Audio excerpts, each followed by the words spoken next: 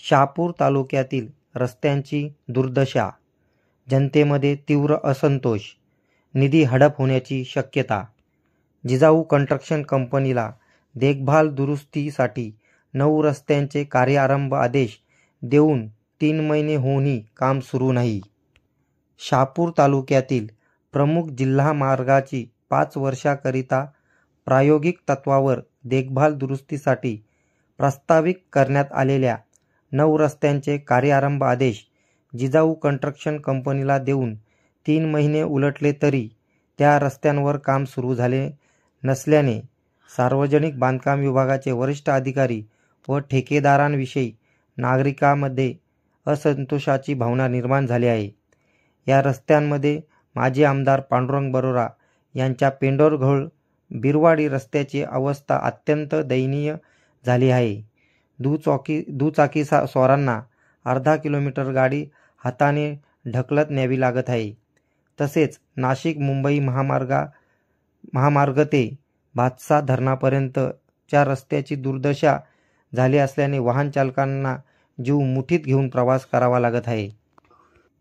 देखभाल दुरुस्तीसाठी प्रस्तावित करण्यात आलेल्या 9 प्रमुख जिल्हा महामार्ग: पहिला विहीगाव दापूर आजनुप शिरोळ 51 किलोमीटर, दुसरा घाटनदेवी कातकरवाडी बेलमपाडा 52 किलोमीटर, तिसरा कसारा गावातून जाणारा जुना 53 किलोमीटर, राष्ट्रीय महामार्ग ते आडगाव पेंढरघोळ बिरवाडी रस्ता 55 किलोमीटर, पाचवा डोळखाम साकुर्ली गुंडे मेहदी मोरोशी रस्ता 59 किलोमीटर, सहावा राष्ट्रीय महामार्ग क्रमांक 3 वाशिन गावातून जाणारा रस्ता 60 किलोमीटर, सातवा राष्ट्रीय महामार्ग क्रमांक 3 शहापूर गावातून जाणारा रस्ता 61 किलोमीटर, राष्ट्रीय महामार्ग क्रमांक 50